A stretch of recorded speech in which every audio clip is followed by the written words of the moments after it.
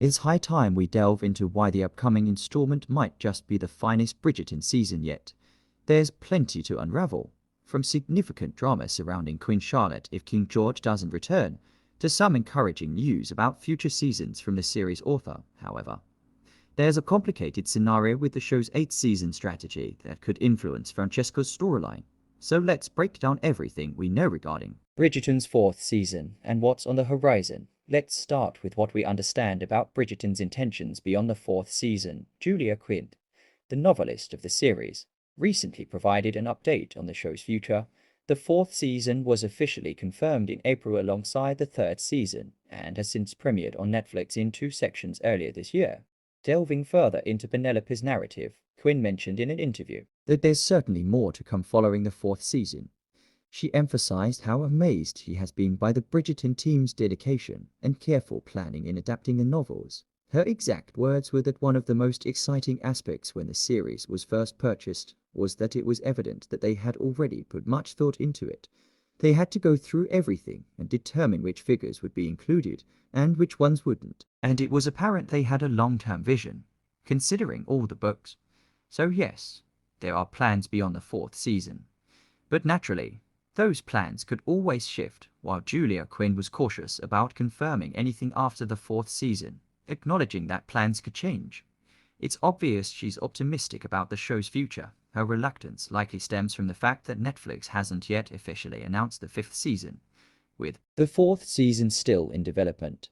There's ample time for a 5th season to be greenlit, but Quinn probably wants to avoid making premature claims. Despite this, there's good reason to be hopeful. Both parts of the 3rd season performed extraordinarily well on Netflix, garnering millions of views and remaining in the global top 10 for weeks. The success of the 3rd season also revived interest in earlier seasons, demonstrating that audiences remain deeply engaged in the series and are eager to rewatch it. This suggests that Bridgerton may have the longevity to support more seasons. A 5th season isn't the only way the Bridgerton universe could expand, with the success of the spin-off Queen Charlotte, a Bridgerton story. There's potential for even more spin-offs in the future, with 8 novels and additional epilogues and anthologies in the Bridgerton collection. There's an abundance of John Sterling, Earl of Kilmartin, was a subplot in the season's conclusion, overshadowed by Colin and Penelope's storyline, however. The show's intention to adhere to an 8-season structure means the creators will need to be innovative with Francesca's love story if the show continues its pattern of setting each season a year after the previous one. Francesca's book storyline, which includes a considerable time jump, would be difficult to adapt in When He Was Wicked. Francesca's story spans about 4 years. She marries John Sterling, who passes away shortly after, and then marries his cousin Michael Sterling. Francesca and Michael meet at John's wedding, where Michael is instantly captivated. The period between her marriages involves her mourning the loss of both her husband and a child she miscarried. Francesca and Michael build a relationship that doesn't immediately lead to marriage, though they eventually do marry and live happily ever after. A 4-year time jump is a challenge for Bridgerton, particularly given its current format. The show's existing framework follows an annual progression, making any substantial time jumps like the one in Francesca's story difficult to include. Benedict's storyline from An Offer from a Gentleman also involves a 2-year time jump, which presents similar difficulties. Benedict encounters Sophie Beckett at a masquerade ball, but she disappears at midnight. They don't reunite until 2 years later when Sophie is working for Benedict's mother. Incorporating this time jump into the show's 1 year per season format will be tricky. Additionally, the youngest Bridgerton siblings, Gregory and Hyacinth, are currently 14 and 12 years old. Any significant time jump could affect their character development, as they've been largely sidelined in the recent seasons, skipping several years. Without meaningful progression in their storylines could alter their roles and affect the series as a whole. The show's commitment to a yearly progression complicates the integration of extensive time jumps in Francesca's and Benedict's stories, and since Benedict will be the central figure in the 4th season, incorporating his 2-year time jump into the narrative could be challenging if they stick to the current format. One approach to address this might be streamline Sophie and Benedict's timeline, potentially eliminating the 2-year jump altogether. The downside of this would be losing the dramatic moment when Benedict fails to recognize Sophie when they reunite after the masquerade ball.